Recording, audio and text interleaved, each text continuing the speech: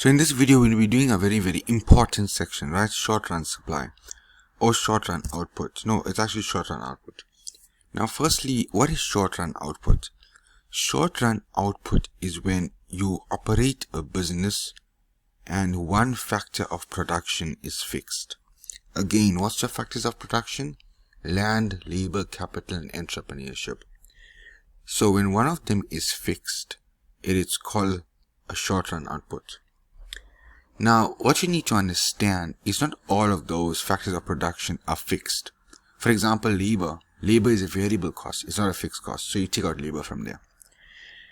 Now, variable cost and fixed cost, you should know. Fixed cost, the cost remains the same no matter what. Rent, it'll always be 10,000, does not matter. However, labor is a variable cost because the more products are produced, the more labor I need. So labor consistently is changing. Now, when we look at short run and say one resource is fixed, what does it mean? So let's say I have an equipment such as an oven. If I only have one oven for duration of 1 year in my business, I'm running on a short run output. If I have a rent of 10,000 and if I'm renting that place for 6 months, it's a short run output. One of my factors of production is fixed. Long run, however, it's not fixed. You're constantly changing, okay? Today I might have one oven. Tomorrow I might have 2 ovens. So you see? Now, to make this table, it's extremely important. So let's do it. So you need to understand all these definitions, and I'm going to use a table for that. So the labor means how much amount of workers a business has. So let's say in one combination you have 0 workers. So let me change this color. Okay, you have 0 workers, then you have 1 worker, then you have 3 workers, then you have 10 workers. So what is total product? The total product is the total amount of products that the labor or the workers produce. Remember, it's all the workers in whatever this number is. So when you have 0 workers, your total product is 0.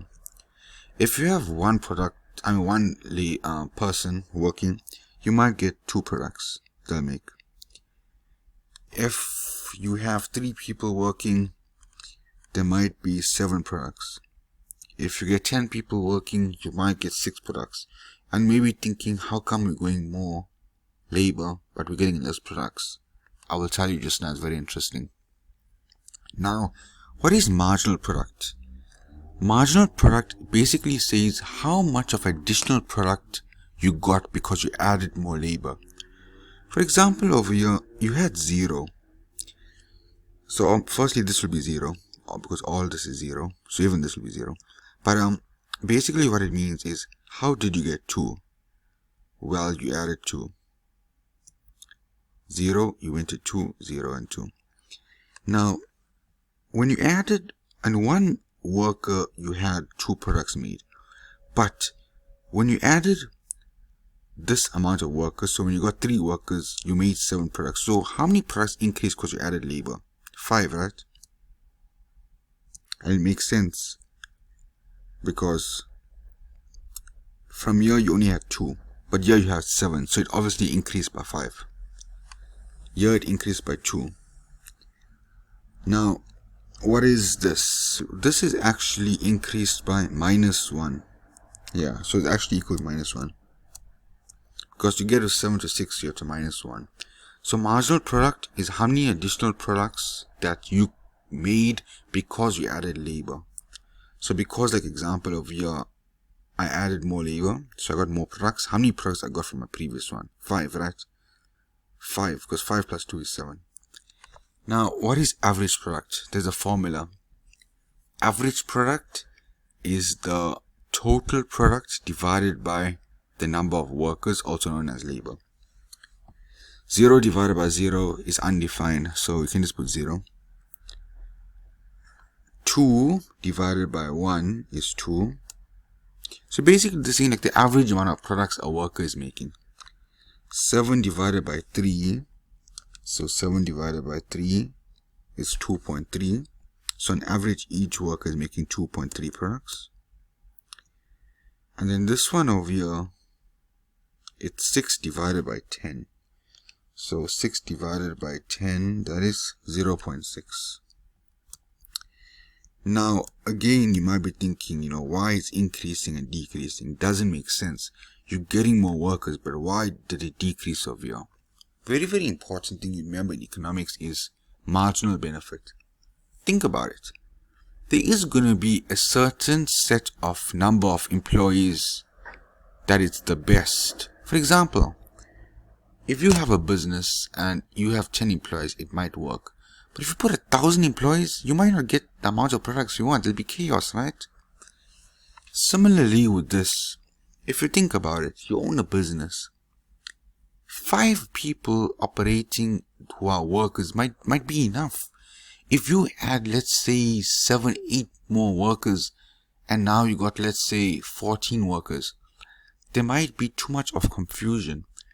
There might be bottlenecks. Bottlenecks is when too many people are operating one machine, so one worker now has to wait before they make another product. There might be lines. They might be too slow. So sometimes adding too much workers is bad. So if we had to represent this as a function, so labor is here, so labor, and then the total product, so TP, you will actually find that it goes like this. It goes up, then goes down. So there's a best point where you get your labor. If you add too many people, it starts going down, as you could see. Now, this is what you must know, right? So just know what's total product. As I said, total product is the total number of products that number of labors produce. Marginal product, by adding that amount of labors, increasing it. How many products you got more? Average product, the total product divided by the labor. Basically, it says on average how much each worker is producing. So that's it for short-run output. Oh, and just one more thing I forgot to mention. Fixed cost. All those fixed costs in a business is referred to as firm's factory. So firm's factory is a name for all fixed costs in a business. That's it for today.